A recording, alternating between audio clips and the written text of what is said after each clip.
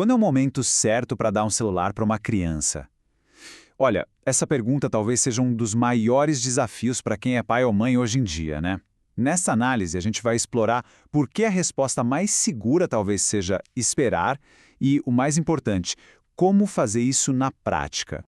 Essa cena é clássica em milhares de lares. A criança pede, insiste, vem com aquele argumento de que todo mundo já tem, a pressão é enorme, e aí, o que fazer? Bom, vamos analisar as evidências e tentar encontrar um caminho juntos. Então, vamos direto ao ponto. A questão aqui não é um simples sim ou não. É entender que adiar a entrega de um smartphone talvez seja uma das decisões mais protetoras, mais importantes que se pode tomar pelo desenvolvimento saudável de uma criança.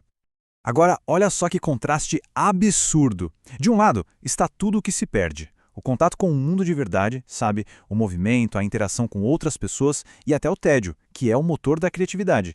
Do outro, o que se recebe em troca. Um portal para conteúdo inadequado, para consumismo, violência e aquela comparação social que só faz mal. A troca claramente não vale a pena. E esses danos, eles vão muito além de perder tempo. As evidências da ciência já apontam para consequências bem graves, bem concretas, que afetam o corpo, a mente e as emoções. Vamos ver como isso se desdobra em cada área. Começando pelo corpo. É uma conta simples. Horas na tela significa menos movimento. Isso leva direto ao sedentarismo e à obesidade. A postura curvada sobre o aparelho causa problemas sérios de coluna, e o esforço constante dos olhos está literalmente criando uma geração de míopes. O cérebro que ainda está se formando também sofre um bocado.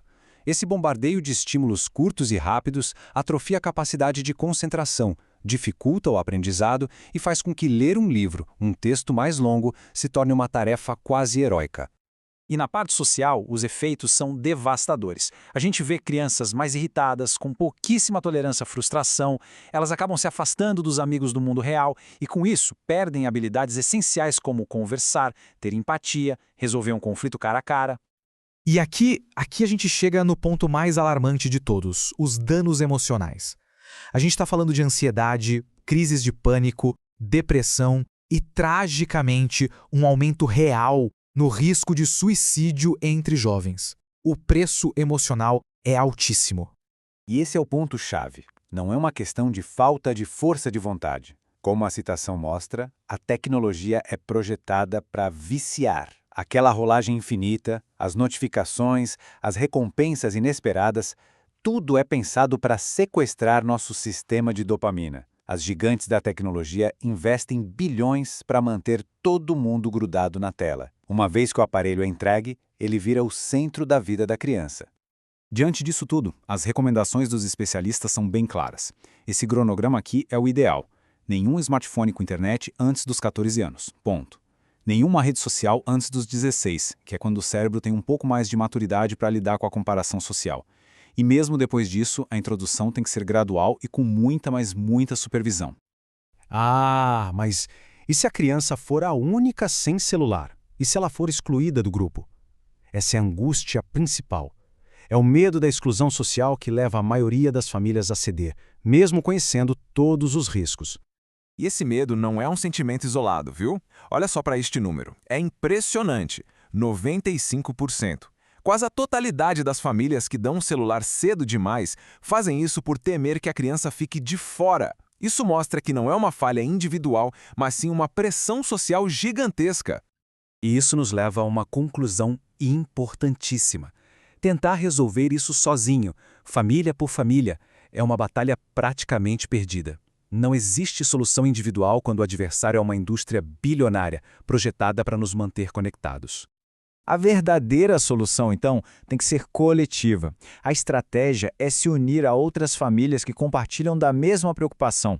É criar um grupo de amigos, um núcleo social onde o normal é não ter um smartphone. Assim, as crianças continuam tendo com quem brincar, praticar esportes e simplesmente ser crianças, juntas. Certo, então, como é que a gente coloca isso em prática? Vamos passar agora para um plano de ação com passos bem concretos para proteger a infância nessa era digital?